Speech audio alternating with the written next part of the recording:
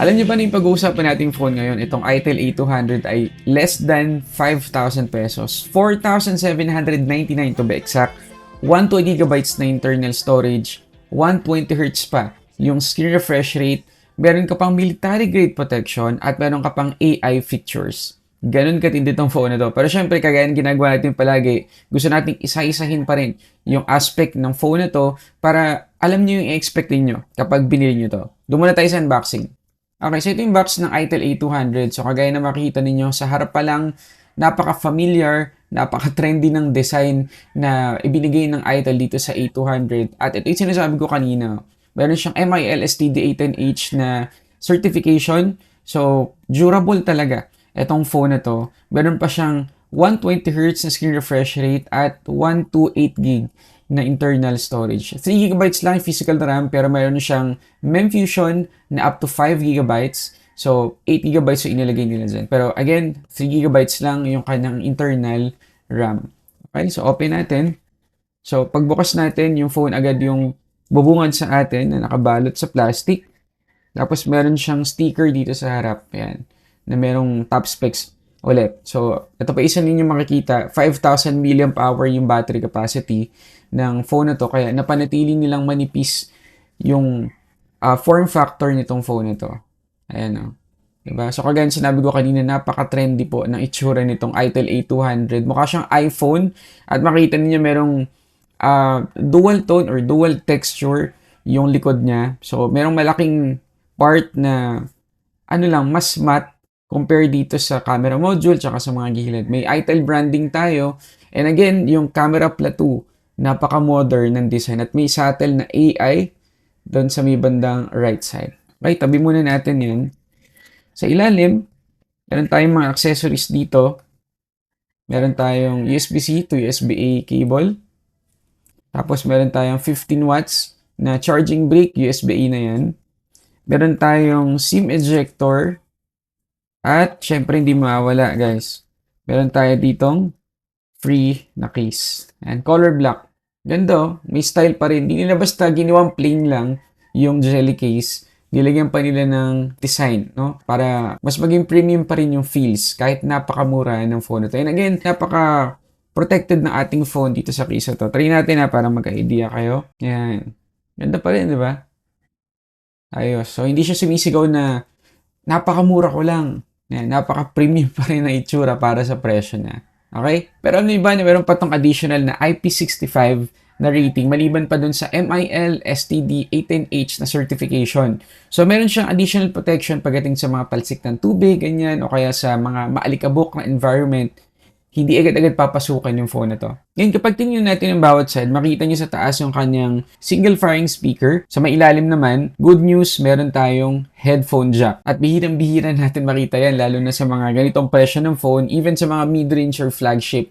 Napaka-importante pa rin para sa karamihan ng audio jack. Ngayon, yung single firing speaker niya, nung tinetest ko, medyo nagulat ako. Sabi ko, bakit maganda pa rin tunog? Hindi naman sobrang ganda, pero maganda na para sa presyo niya. Yun pala, meron pa tong DTS audio na partner ng kanyang single firing speaker. Hindi sobrang ganda, pero enough na enough para sa presyo niya at hindi rin ako nabitin sa max volume nito. At syempre, naka-side-mounted fingerprint scanner tayo dito. At dahil conventional yan, asahan ninyo na napaka-responsive. Kita nyo naman, isang dampi, na-unlock naman agad-agad yung phone at walang maarting animation kaya mabilis-bilis kahit papano. At pinagmamalaki din ng Itel dito sa A200 na meron itong 4.5G na signal. So may konting boost yun compared sa normal na 4G signal. Para magka-idea kayo, ito yung nakuha natin sa Ookla speed test. 54.6 Mbps yung kanyang download at 11.6 Mbps naman yung kanyang upload speed. Dito naman sa fast.com, 31 Mbps yung download,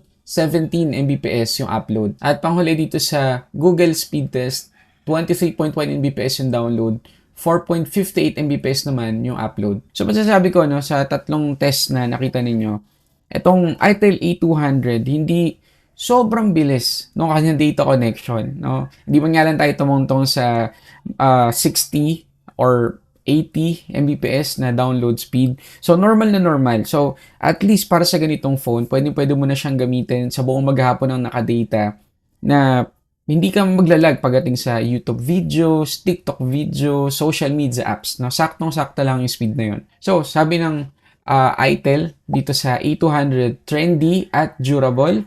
Yes, check.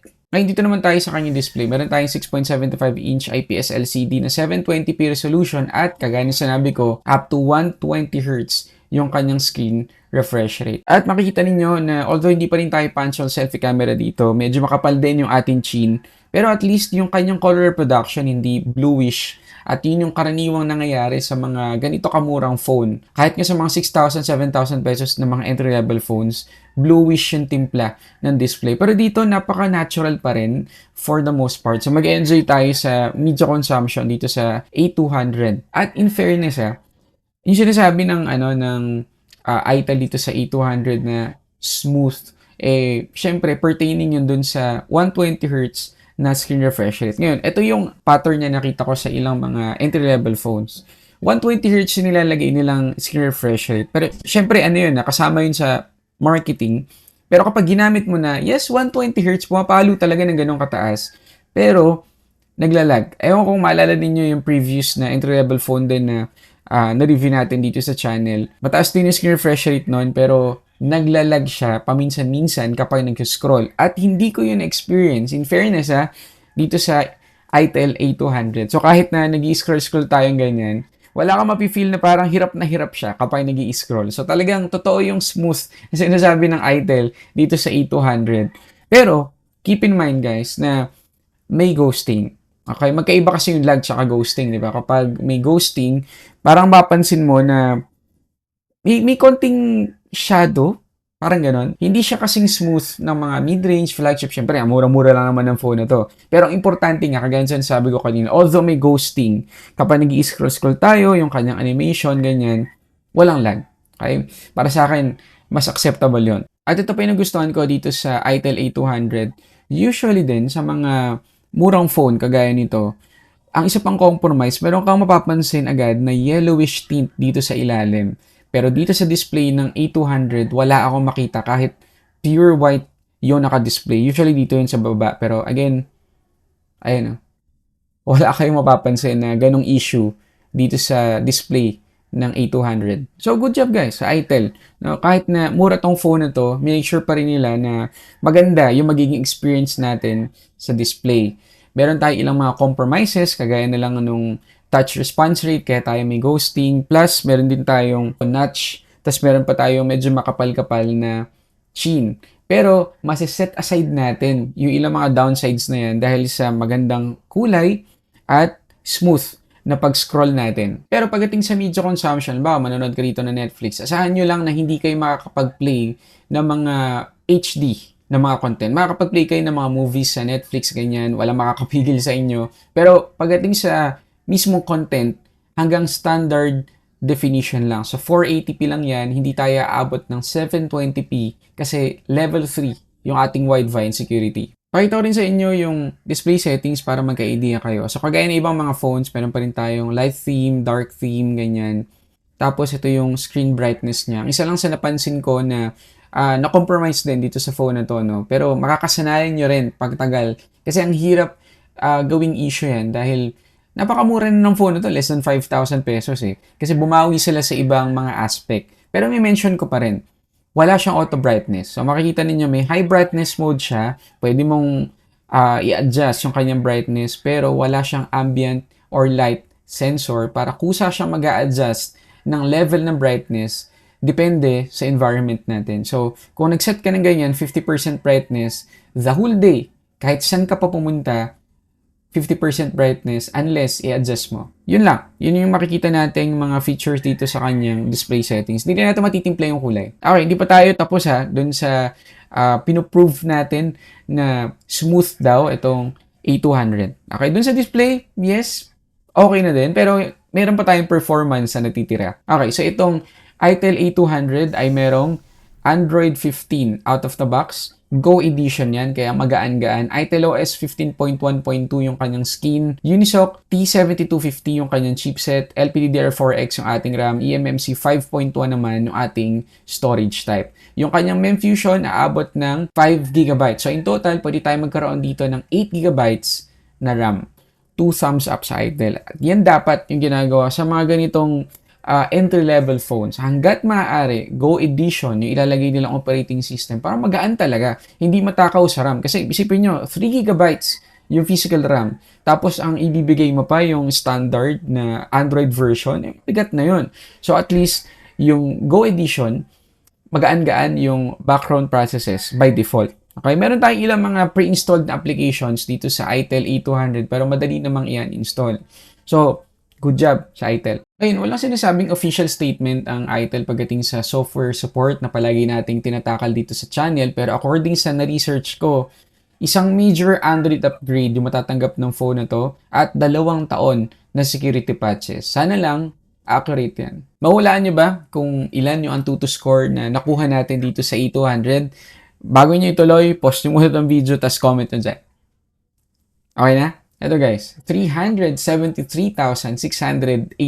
Yan ay kapag naka-off yung kanyang MEMFusion or virtual RAM. Pero kapag ginamit na natin, pinaabot natin ng 8GB yung kanyang total RAM, 371,456. So medyo bumaba ng konti kasi nga eMMC lang yung ginamit ng storage type dito. Pero at least, hindi pa rin ganun kalayo doon sa score na nakuha natin kapag hindi natin ginamit yung RAM. So, kung gusto niyo na mas maging okay yung performance ng phone na to, lalo na kung nagkapatakbo tayo ng marami-raming apps at once, pwede nyo enable yung MEMFusion. Okay? Pero kung hindi man, mabilis pa rin po yung phone na to. Pagdating sa gaming, asahan niyo na okay pa rin siya kahit sa mga casual gaming kagaya nitong Asphalt 8. Wala pa rin akong experience dito na struggle sa kanya or hiccups or lag. Napaka-smooth ng gameplay natin. In fairness naman, nagulat nga ako kasi nga hindi naman ganun kataas yung specs ng phone nito pero nakaya pa rin niya. Kung magi-games kayo, although hindi gaming phone to, kakayanin niya. Basta yung mga casual gaming lang. At isa pa sa pinagmamalaki ng Itel dito ay yung AI feature. So kapag pumunta kayo sa settings, meron kayong makikitang Itel AI. Kapag inopen nyo yan,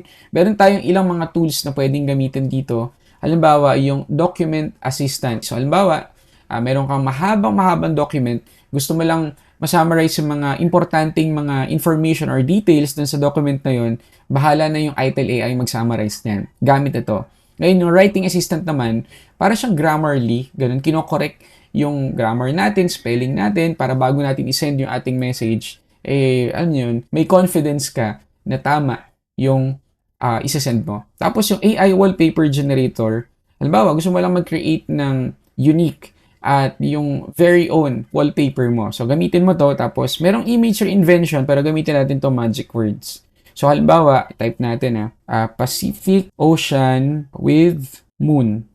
Yan. Kunwari, ganyan yung scenery yung gusto natin. I-click nyo muna itong writing with AI para medyo dagdagan niya yung idea natin. Ayan, diba? Napakabilis lang din naman. Tapos, generate. Hindi rin ganun katagal, in fairness. Make sure nyo lang din syempre na meron kayong data connection. Kita nyo naka-data tayo, hindi tayo naka-wifi. Pero na-generate nyo na maayos. Ayan, meron ka ng wallpaper. Use as wallpaper, apply, both. Ayan. Okay na. At bago ko makalimutan, yung Wi-Fi connectivity natin dito sa Itel A200 ay 2.4 GHz at compatible din sa 5 GHz Wi-Fi connection. Okay, so na patunayan ba natin na smooth etong Itel A200? Check. Ngayon doon tayo sa battery. So, kagaya sinabi ko kanina, kaya manipis itong Itel A200, napaka-trendy na itsura kasi nga 5,000 mAh lang yung nilagay nilang battery capacity. So, enough na ba yon para sa whole day na paggamit natin dito sa phone natin? Ito yung SOT na nakuha natin para magka-idea kayo. Almost 14 hours sa isang charge. Okay, hindi siya impressive, hindi nakakawaw yan, sa totoo lang. Kasi nga 5,000 mAh lang. Pero at least, meron kang confidence, no? Na pwede itong tumagal ng buong araw, lalo na kung naka-wifi ka lang naman. At dahil 15 watts lang yung charging speed nito, expect niyo na kailangan ninyong masanay sa medyo matagal-tagal na charging speed or duration ng kanyang pag-charge. Kasi sa experience ko, from 19 to 100%, inabot ako ng mahigit 2 hours. Ay, dito tayo sa kanyang camera. So, meron tayong 13 megapixels na main shooter. Yung pangalawang camera dyan, parang auxiliary or depth sensor lang. Tapos yung selfie camera naman, 5 megapixels. Para magkaroon kayo ng idea sa quality, ito yung photos at videos.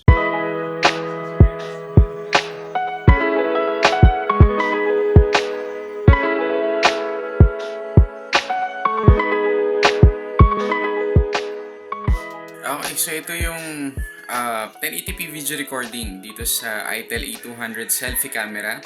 So, medyo stretch na yung kamay ko ngayon, pero medyo tight talaga yung kuha niya. Kita ninyo. Paano pag nilapit ko pang ganyan, di ba? Ayan, hindi siya ganun ka-wide.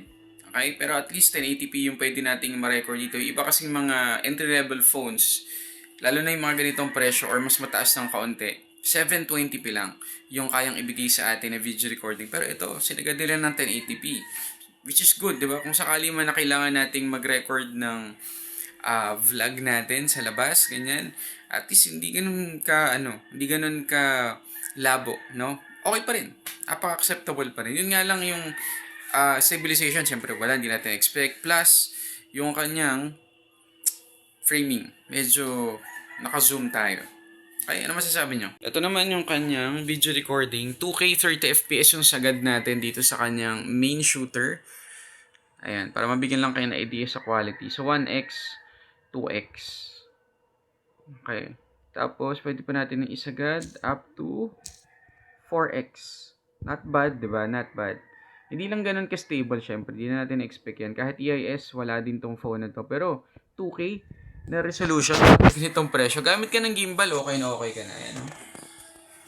Well, zoom pa natin ng onte, Ayan, 2x ulit. Not bad, not bad. Okay? Ano masasabi nyo? Okay, so yun na lahat guys, mga gusto ko i-share to ko dito sa itel A200. Sa tingin nyo ba, okay bilhin itong phone na to para sa 4,799 pesos na presyo? Paki-comment dyan sa baba. Napaka-competitive ng presyo ng phone na to. Sa totoo lang, kasi kapag humanap kayo ng phone na ganito yung presyo, baka mas marami pang compromises kayong makita. Pero dito, hindi tinipid eh. Hindi tinipid ng itel. Isipin nyo, 120Hz na screen refresh rate. Napaka-modern, trendy ng design. At yung sinasabi nating smoothness, hindi lang dun sa display, kahit sa kanyang performance. Kasi nga, Go Edition yung ginamit na Android version dito according dun sa kanilang website. Okay? So, kung gusto niyo bilhin itong phone na to as your main phone or secondary phone, nandyan yung link sa description box sa baba. Kung meron pa kayong tanong tungkol sa phone na to, tatry kong sagutin, lagay nyo lang dyan sa comment section. So yun muna guys, maraming salamat sa panonood. Para sa samot-saring unboxing or reviews, this is Sulit Tech Reviews.